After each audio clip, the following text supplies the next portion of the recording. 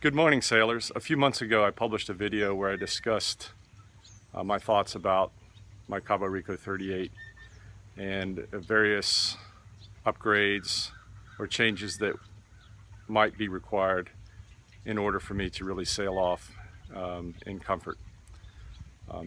So over the last few months I've been working through those thoughts and I've come to some decisions. We're definitely keeping the boat, and we're probably going to pour way too much money into it from a purely economic perspective, but that's what you tend to do with older boats. So come aboard and I'll walk you around and show you what we have planned.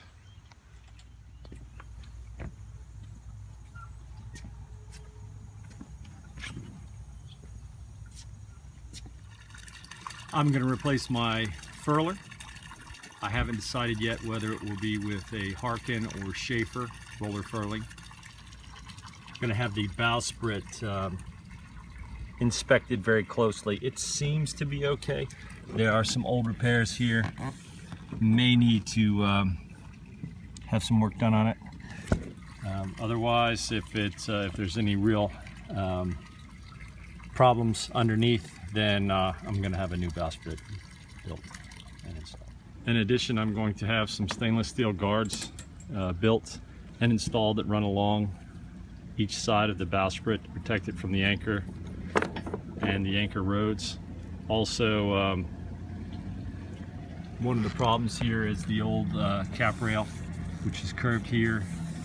These curved parts are delaminated. I've just thrown some epoxy with wood flour on it right now, just kind of hold it together.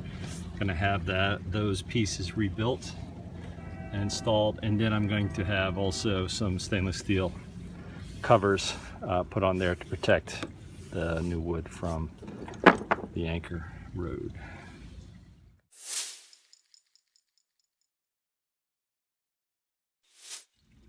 The boat originally had 6 wooden horns or cleats. The 2 aft ones are already replaced those with bronze. I'm going to replace these the remaining 4 horns with bronze. Chain plates are external on the Cabo Rico 38, but they do pass through the cap rail. I'm going to be replacing all of the chain plates, and I'm seriously considering having the cap rail modified so that the chain plates don't actually pass through it. They basically just bring the cap rail back around here, cut that out, and finish it that way so the chain plate's not passing through any wood, and then it gets... We will be replacing all of the standing rigging. While we have the mast down, we're going to rewire the mast, replace all lights with LEDs, and probably install a wind speed indicator. I really love my big old classic bronze door rads, but this one's a little bent up. So we're going to send this one off to the shop and have it straightened out and repaired. The eyebrow on my Cabo Rico is not in what I'd say the best of condition. It certainly needs to be removed and rebedded. I am considering replacing it entirely. We'll keep the manual windlass, but have it serviced. There are a number of areas where the cap rail needs to be repaired. Take care of that, as well as installing new and longer jib tracks. These are not that long. Doesn't give me a whole lot of options with moving the cars to affect the shape of the headsail. I will completely rebuild this cockpit lazarette cover. As you can see, all the teak there is very weathered, needs to be replaced. The mast was all gripped in 2005 or 2006. I will touch up the paint in a few areas, but all in all it looks good. We're going to service all the winches on the mast, as well as the 2 larger winches for the headsail sheets in the cockpit. We'll also replace all of the running rigging. I have to solve a small problem with the boom bang. The boom bang is cutting in to the boom when it's under tension. It's wearing away not only the paint, but it's starting to wear on the boom itself. So we need to come up with a solution for that. Probably going to install a different stanchion nav pod where I can mount my chart plotter and also some auxiliary power connections. Make life a little easier in the cockpit. I'm having some cockpit doors built by a friend who's a very good woodworker. It'll be a lot better than my current situation where I have to lift this whole piece out and slide it in every time I come in and out of the boat. I'm currently working on a design to replace this single piece companionway / engine box. It's quite unwieldy, a little bit heavy, and looking forward to a solution that allows me to detach the top 2 companionway stairs, slide those out, and gain access to the engine for simple maintenance such as checking the oil and belt adjustments. And then being able to break that box down to gain full access to the engine compartment as needed. I will be replacing the Perkins 4108 with a Beta 43. It's a bit of a sad story because this Perkins 4108 only has 1,874 hours on it. It's the original engine, it's 36 years old. It actually starts up, runs very well every time, but it leaks so much oil that it really creates an unpleasant smell in the boat. Constantly have to worry about environmental hazard. Don't want to incur any large fines from the Coast Guard.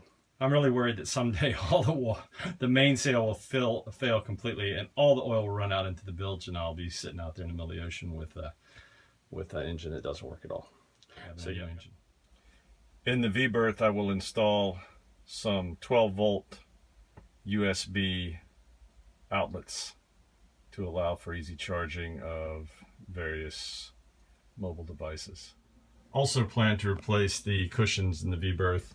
They're certainly the original cushions, and since I spend 3 or 4 nights a week sleeping in the V-berth, I'm tired of bottoming out and sliding down into the center. The compressor for my HVAC system is located in this small locker, and originally the locker had solid panel doors, and I had these louvers installed where the old panels were to allow for the return air circulation. Unfortunately, the compressor makes a fair bit of noise, so we're going to insulate this locker and we're going to install some baffles behind the louvered doors. The settees both have a small fluorescent light installed in the shelf above.